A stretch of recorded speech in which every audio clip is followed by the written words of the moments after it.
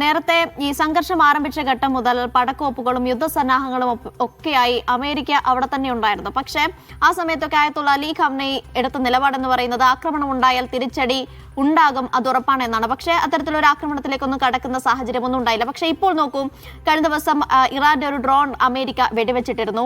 അത്തരത്തിലുള്ള റിപ്പോർട്ടുകൾ കൂടി പുറത്തു വരുന്ന സാഹചര്യമാണ്. അങ്ങനെയിരിക്കെ അമേരിക്ക ഒരു സൈനിക നടപടി ഈ ഘട്ടത്തിൽ ആഗ്രഹിക്കുന്നുണ്ടാകുമോ? അല്ലെങ്കിൽ ഒരുപക്ഷെ എന്താണ് അവർ ഇതിലൂടെയൊക്കെ ലക്ഷ്യമിടുന്നത്? മോഹൻ വർഗീസ്. ഒരു സൈനിക നടപടി എന്ന് പറയുമ്പോൾ പരമാവധി ഏറിയൽ ബോംബാർഡ്മെന്റ്, ആകാശം വഴി വരുന്ന മിസൈലുകള്, റോക്കറ്റുകള്, യുദ്ധവിമാനങ്ങൾ, അവ ഉണ്ടാക്കുന്ന നാശനഷ്ടങ്ങൾ, അതിലുപരിയായ മറ്റൊരു സൈനിക നടപടിയും ഇറാന്റെ കേസിൽ സാധ്യമല്ല. കാരണം ഒരു കരയുദ്ധത്തിലേക്ക് വലിച്ചിഴക്കപ്പെടാൻ അമേരിക്ക ഒരു കാരണവശാലും തയ്യാറാവില്ല. കാരണം ഇറാന്റെ ഭൂമിശാസ്ത്രം തന്നെയാണ് അതിന്റെ പ്രധാനപ്പെട്ട ഒരു കാര്യം. അത് മാത്രമല്ല, ഇറാന്റെ ഭാഗത്തു നിന്ന്, കരസേനയുടെ ഭാഗത്തു നിന്ന് വലിയ ചെറുത്തുനിൽപ്പുണ്ടാകും. ആ ടെറൈൻ അത്ര പരിചിതമായ ഒരു മേഖലയുമല്ല. അതുകൊണ്ട് ഇറാഖിൽ നടന്ന പോലെയുള്ള, ഗൾഫ് യുദ്ധ സമയത്ത് ഇറാഖിൽ നടന്നതുപോലെയുള്ള ഒരു കരയുദ്ധ സാധ്യത പ്രതീക്ഷിക്കുന്നില്ല. ഏറിയൽ സുപ്പീരിയോറിറ്റി തീർച്ചയായും അമേരിക്കയ്ക്ക് ഉണ്ടാവും. കാരണം അമേരിക്കയുടെ യുദ്ധവിമാനങ്ങൾ, അമേരിക്കയുടെ അത്യന്താധുനികമായ മറ്റു പടക്കോപ്പുകൾ, എല്ലാം തന്നെ മിസൈലുകൾ എല്ലാം തന്നെ കാര്യമായ നാശനഷ്ടം വിതയ്ക്കാൻ പര്യാപ്തമാണ്. അതേസമയം ആകാശ യുദ്ധം തന്നെയാണ് ഇറാന്റെയും ശക്തി. അത് മിസൈലുകളുടെ രൂപത്തിലാണ്. എയർക്രാഫ്റ്റുകൾ, ഇറാന്റെ വിമാനങ്ങൾ, സ്പെയർ പാർട്ടുകളൊക്കെ ഉപരോധം കാരണം കിട്ടാനില്ലാത്തതുകൊണ്ട് വലിയ ബുദ്ധിമുട്ടിലാണ്. അതുകൊണ്ട് എയർക്രാഫ്റ്റുകൾ, ഇറാന്റെ വിമാനങ്ങൾക്ക് കാര്യമായ നാശനഷ്ടം ചുറ്റുപാട് നിരക്കാനുള്ള കപ്പാസിറ്റി ഉണ്ടാവില്ല. അങ്ങനെയെങ്കിൽ ഇറാന്റെ ദീർഘദൂര മിസൈലുകൾ, ബാലിസ്റ്റിക് മിസൈലുകൾ, അതുപോലെ ശബ്ദാതിവേഗ മിസൈലുകൾ, അതായത് ഹൈപ്പർസോണിക് മിസൈൽ, ഇതെല്ലാം വൻതോതിലാണ് ഉപയോഗിക്കാൻ സാധ്യത. ഇറാന്റെ ഏറ്റവും വലിയ ശക്തിയും അതാണ്.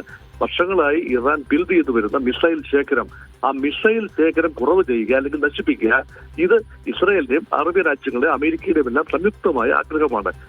ആ കാര്യത്തിൽ ഇറാൻ ഒരക്ഷരവും പറഞ്ഞിട്ടില്ല. അതുകൊണ്ട് ഇറാന്റെ മിസൈലുകളെ വല്ലാതെ ഭയക്കുന്നുണ്ടാകാം. കാരണം അമേരിക്കയുടെ സൈനിക കേന്ദ്രങ്ങൾ, 9 പരം സൈനിക കേന്ദ്രങ്ങളാണ് വിവിധ രാജ്യങ്ങളിലായി, ഗൾഫ് മേഖലയിലെ ഒമാനിലും ഖത്തറിലെ അൽ ഉദൈദ് ഉൾപ്പെടെയുള്ള വലിയ സേനാ വിന്യാസമുണ്ട് അമേരിക്കയുടെ. 50,000 അമേരിക്കൻ ട്രൂപ്സ് ആ ഭാഗങ്ങളിലുണ്ട്, വിന്യാസമുണ്ട്. അതിന്റെ എണ്ണം കൂട്ടിക്കൊണ്ടുവരികയുമാണ്. ആ ഒരു കേന്ദ്രങ്ങൾ ലക്ഷ്യമാക്കി ഇറാൻ മിസൈലുകൾ തൊടുക്കും എന്നതുറപ്പാണ്. പക്ഷെ ആ കേന്ദ്രങ്ങൾക്ക് ഉപരിയായി ആയിരക്കണക്കിന് എണ്ണപ്പാടങ്ങളും എണ്ണ സംഭരണശാലകളും ഓയിൽ ഫീൽഡുകളും എല്ലാം ഉണ്ട് വിവിധ രാജ്യങ്ങൾ, പ്രത്യേകിച്ച് UAE-യിലും ഖത്തറിലും സൗദി അറേബ്യയിലും ഒക്കെയുള്ള എണ്ണപ്പാടങ്ങൾ. ഈ എണ്ണപ്പാടങ്ങൾക്ക് സംരക്ഷണം, ആകാശ കവചമൊരുക്കുക, സംരക്ഷണം ഉണ്ടാക്കുക, ഇത് വലിയ ബുദ്ധിമുട്ടുള്ളൊരു കാര്യമാണ്. അതുകൊണ്ട് നാശനഷ്ടങ്ങൾ വളരെ കൂടുതലാണ്. അത് മാത്രമല്ല, ഇറാൻ വികസിപ്പിച്ചു എന്ന് കരുതപ്പെടുന്ന ക്ലസ്റ്റർ ബോംബ് സംവിധാനം, അതായത് ഒരു മിസൈൽ പലതായി ചിതറി, മിസൈൽ പതിക്കുന്ന സമയത്ത് നൂറുകണക്കിന് ഖണ്ഡങ്ങളായി ചിതറി താഴെ പതിക്കുമ്പോൾ ഉണ്ടാകാൻ സാധ്യതയുള്ള ഈ കൊളാറ്ററൽ ഡാമേജസ് ഒരു മിസൈലിനെ കൈകാര്യം ചെയ്യാൻ എളുപ്പമാണ്. അത് ഏറിയൽ ഡിഫൻസ് സിസ്റ്റം കൊണ്ട് സാധിക്കും. പേട്രിയോട്ട് മിസൈൽ ബാറ്ററികളുടെ വലിയ ശേഖരമാണ് അമേരിക്ക ഒരുക്കിയിരിക്കുന്ന വിവിധ ഇടങ്ങളിൽ. പക്ഷെ ഇങ്ങനെയുള്ള ബോംബുകൾ, ക്ലസ്റ്റർ സംവിധാനങ്ങൾ, അത് കൈകാര്യം ചെയ്യാൻ ബുദ്ധിമുട്ടാണ്. അതുകൊണ്ട് ഉണ്ടാകാൻ സാധ്യതയുള്ള കൊളാറ്ററൽ ഡാമേജ് വളരെ വലുതാണ്. ഇത് വലിയ രീതിയിലുള്ള നാശനഷ്ടങ്ങൾ വിതയ്ക്കും ഈ പറയുന്ന അറബ് രാജ്യങ്ങളിലും അമേരിക്കൻ കേന്ദ്രങ്ങളിലും ഇസ്രായേൽ ഉൾപ്പെടെയുള്ള രാജ്യങ്ങളിൽ. അതുകൊണ്ട് ഒരു തൽക്കാലത്തേക്ക് ഒരു ഹ്രസ്വകാല ഒരാഴ്ച, ഉദാഹരണത്തിന് ഒരാഴ്ച നീണ്ടു നിൽക്കുന്ന ആകാശ യുദ്ധത്തിൽ അവസാനം മേൽക്കൈ നേടാൻ അമേരിക്കയ്ക്ക് സാധിക്കുമായിരിക്കാം. പക്ഷേ യഥാർത്ഥത്തിൽ ഭരണമാറ്റം ഉണ്ടാകണമെങ്കിൽ കരയ്ക്ക് ഇറങ്ങി കരയുദ്ധം നടത്തി ക്യാപിറ്റൽ പിടിച്ചെടുക്കുക എന്നതല്ലാതെ എങ്ങനെയാണ് ഒരു ഭരണമാറ്റം ഉണ്ടാകുക? അല്ല എങ്കിൽ ആഭ്യന്തരമായി തന്നെ ഒരു പ്രതിഷേധം ഉണ്ടാവുകയും, നേരത്തെ ഉണ്ടായത് സമാനമായ വൻപൻ പ്രതിഷേധം യുദ്ധസമയത്ത് ഉണ്ടാവുകയും, അങ്ങനെ ഭരണകൂടം ദുർബലമായി സ്വയം പുറത്തു പോവുകയും, അല്ല എങ്കിൽ സൈനിക അട്ടിമറിയിലൂടെ ഇറാന്റെ ഭരണകൂടം മാറുകയും ചെയ്യുക എന്നതല്ലാതെ ഒരു രീതിയിലും അവിടെ ഒരു ഭരണമാറ്റം ഉണ്ടാകില്ല. അതിനുള്ള സാധ്യത കുറവാണ്. കാരണം ഭരണമാറ്റം ഉണ്ടാകണമെങ്കിൽ അവിടുത്തെ ഒരു IRGC സംവിധാനം ശക്തമായ പ്രതിരോധമാണ്.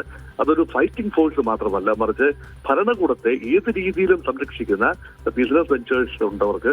അതുപോലെ ഭരണകൂട സംരക്ഷണം എന്ന കാര്യമുണ്ട്. ജനങ്ങളുടെ ഇടയിൽ വലിയ രീതിയിലുള്ള പ്രവർത്തനം നടത്തുന്നുണ്ട്. സിവിൽ റെസിസ്റ്റൻസ് ഉണ്ട്. ഇങ്ങനെ മൾട്ടിപ്പിൾ ലെയറായ ഡിഫൻസ് സംവിധാനമാണ് IRGCക്കുള്ളത്. അതെല്ലാം മറികടന്നുകൊണ്ട് ഒരു ഭരണമാറ്റം കൊണ്ടുവരാൻ ബുദ്ധിമുട്ടാണ്. അതുകൊണ്ടാണ് ആകാശയുദ്ധം മാത്രമായി ഒതുങ്ങില്ല ഇത് എന്ന് പറയുന്നത്. അതുകൊണ്ട് കരയുദ്ധത്തിന് കൂടി മാനസികമായി തയ്യാറെടുത്തെങ്കിൽ മാത്രമേ ഒരുപക്ഷെ കാര്യത്തിലൊക്കെ